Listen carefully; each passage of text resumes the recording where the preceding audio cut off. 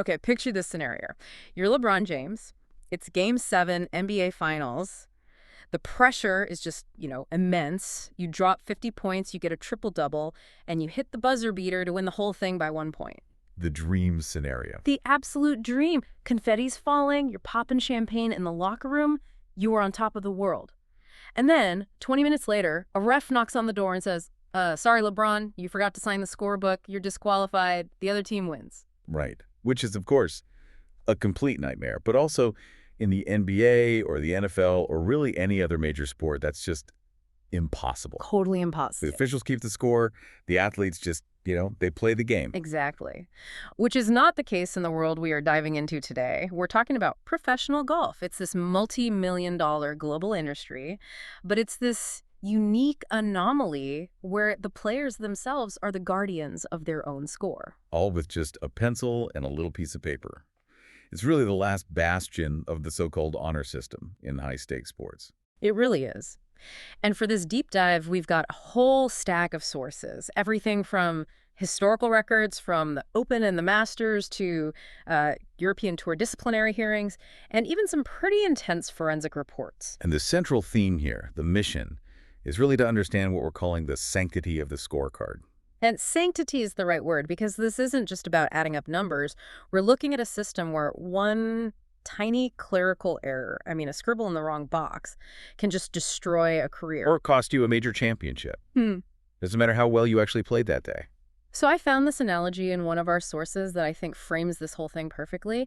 It compares golf scoring not to sports, but to filing your taxes. Oh, that's a brilliant comparison. It really is. Right. Yeah, think about it. The IRS, they pretty much know what you made. In golf, the IRS is the tournament committee. They've got walking scorers, TV cameras, shot link.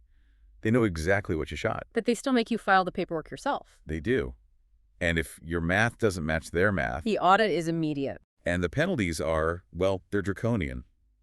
That scorecard, it's not a souvenir. It is treated as legally binding testimony. Once you sign it, you are swearing that everything on it is correct.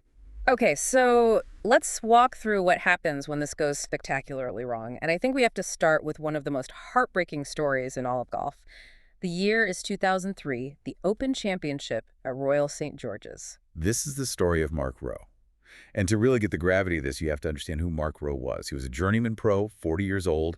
He'd never really been in contention for a major. But on that Saturday in the third round, he played the golf of his life. Oh, he shot a 67. It was the best round of the day in just brutal, brutal conditions. He's sitting just 2 shots off the lead. Wow. He told reporters he felt a level of calm he'd never felt before. He was thinking, I could actually win this thing. He was supposed to be paired with Tiger Woods on Sunday. This was his moment. But he never made it to the first tee on Sunday. No. He was called into the scorer's hut. And this is where the system it completely breaks down. What happened? What was the actual mistake? It was so simple. On the first tee, hours earlier, he and his playing partner, Jesper Parnevik, they just forgot to swap scorecards. Oh, no. So for 18 holes, Rowe is writing Parnevik's scores on a card that has Mark Rowe printed at the top. And Parnevik is writing Rowe's incredible 67 on a card with his own name on it. Okay, so let's pause there. The numbers themselves, the scores for each hole, they were written down correctly, right? Rowe saw the shots, he wrote them down. 100% correct. The data was accurate, the performance was recorded, Yeah. but it was all on the wrong legal documents. So at the end of the round, they just signed the cards they're holding. So Mark Rowe technically signed a card saying that he, Mark Rowe, shot an 81. And Parnevik signed one saying he shot a 67. But wait a minute. Everybody saw Rowe shoot the 67. The whole world knew it. Why couldn't the committee just say, guys, you messed up the paperwork, let's just swap them back, sign the right ones, and move on? Because of the rule at the time, Rule 6 sixpence. It was all about strict liability. The rule said if you signed for a score lower than you actually took, you're disqualified. So Parnevik was out because he signed for a 67 but shot 81. Okay, that part I get. But for Rowe, it was even weirder. The committee basically ruled that because his correct hole-by-hole scores weren't attributed to his name on the card he returned, he effectively failed to return a scorecard at all. So he was disqualified for a paperwork mistake. It had nothing to do with how he played. Both of them. Just gone. Rowe went from being 2 shots off the lead, about to play with Tiger, to packing his bags. All in about 10 minutes. That is just crushing. It is.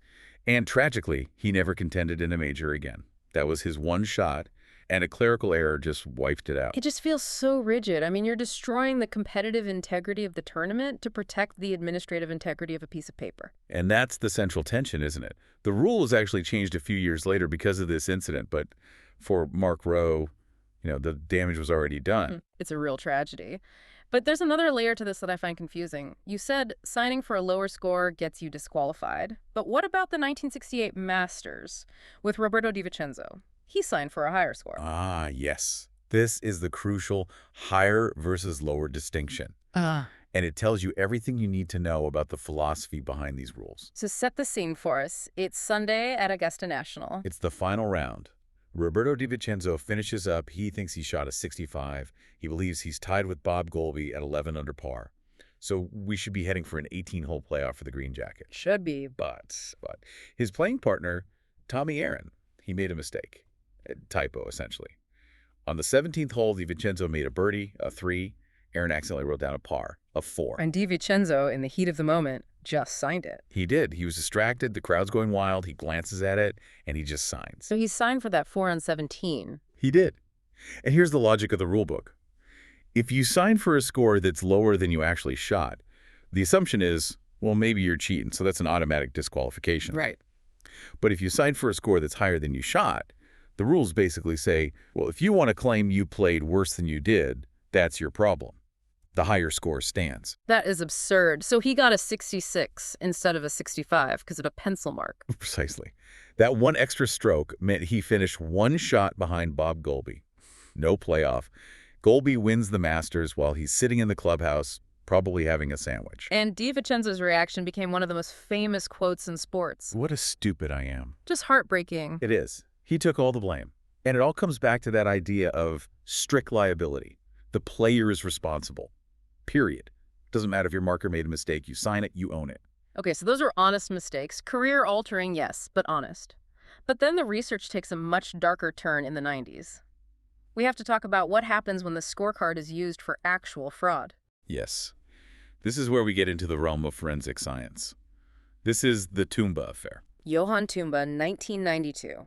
And this was at European Tour qualifying school. Q School. Q School is the ultimate pressure cooker. I mean, you are literally playing for your job for the next year. And Tumba was accused of something very serious. The allegation was that after his marker had already signed the card, Tumba went back and changed the numbers. He erased them and wrote in better ones. That was the claim. And he allegedly improved his score by 2 strokes, which was exactly enough to get his tour card. Wow. But the European Tour didn't just ask him about it. They treated it like a crime. The sources say they brought in investigators, reportedly even using Scotland Yard procedures. That sounds extreme. For a game of golf, what kind of forensics are we talking about? They use something called ESDA electrostatic detection apparatus.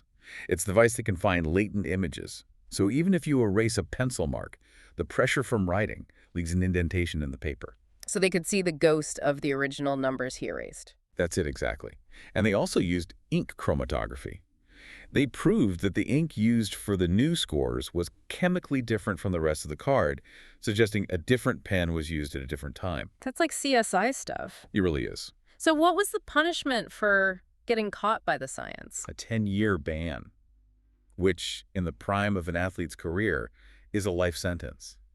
It completely ended his career. Okay, but this is where I got a little stuck. Tumba gets 10 years for altering scorecard.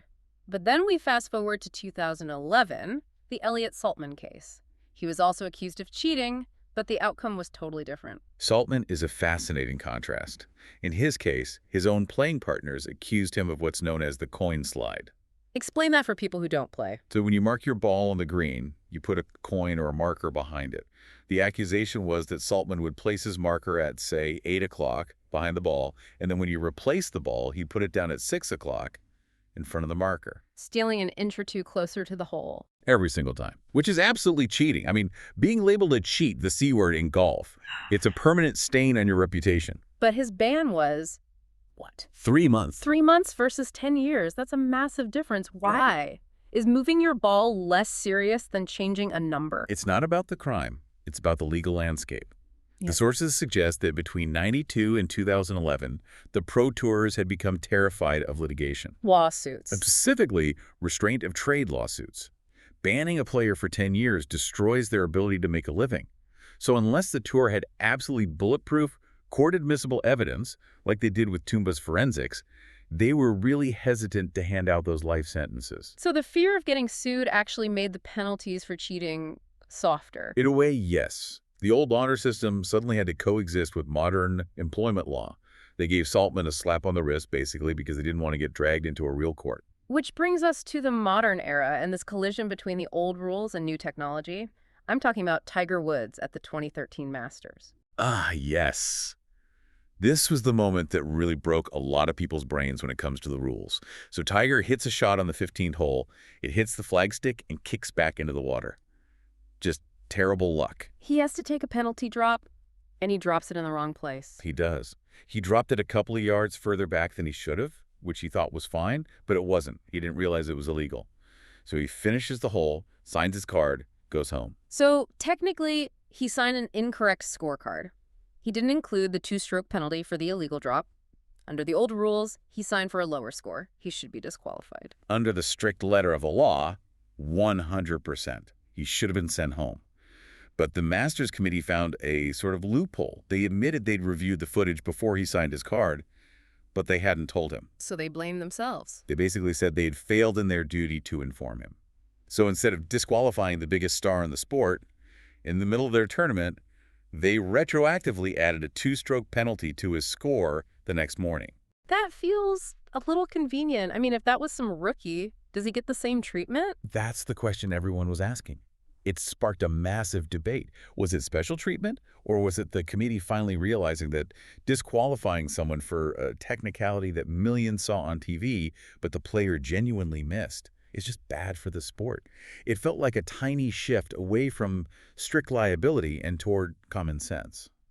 But the rules can still bite you in the weirdest ways. I mean, look at Jeff Maggart. This wasn't even a scorecard thing. Oh, poor Jeff Maggart. This was the 2003 Masters, same year as Mark Rowe. He's in a bunker on the third hole, tries to blast out, the ball hits the lip of the bunker, flies straight back, and hits him in the chest. That has to be the most insulting way to get a penalty. It is. It's an automatic two-stroke penalty. You can't be hit by your own ball. He makes a triple bogey. Then later in the round, he gets it in the water on 12 and makes a quintuple bogey, an 8. A quintuple bogey on Sunday at the Masters. Ouch! And he missed the playoff by exactly 5 shots. Take away the two-stroke penalty for hitting himself and that disaster on 12, and he's wearing a green jacket. It's just brutal. It really is. And you can't talk about weird rules at the Masters without mentioning the kid, Guan Tianling. The 14-year-old phenom, also from that 2013 Masters. What a wild year. He becomes the youngest player ever to make the cut. But he also became the only player in Masters history to get a one-stroke penalty for slow play.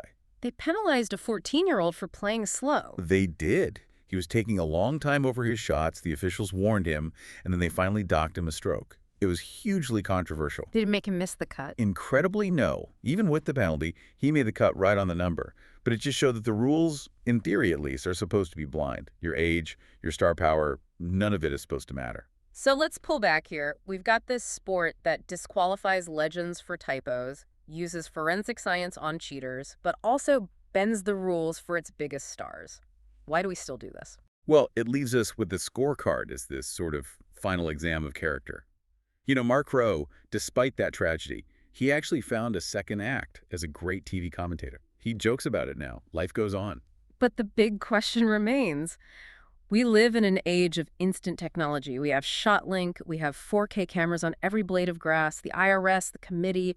They know the score in real time. They know the score before the player even walks off the green. The fans looking at the app know the score before the player signs the card. So here's the thought I want to leave everyone with. Does it make any sense anymore to force athletes to do their own accounting in that high-stress environment? If we just automated it, you'd never have another Mark Rowe or Roberto Di Vincenzo. That's true. You would be cleaner, more efficient. But the question is, if you take away the pencil and the signature, do you lose some of the soul of the game? That honor system is what makes golf different. It forces the player to personally attest to their own integrity, to say, yes, I am responsible for what I did out there today. So, is it a crucial safeguard of character, or is it just an outdated administrative trap? I guess that's the question. And honestly, after this deep dive, I'm not sure there's an easy answer. It's a fascinating tension. And as long as there are pencils and paper, I think there's always going to be drama. Definitely something to think about. That's all for this deep dive on the sanctity of the scorecard. Thanks for listening. My pleasure.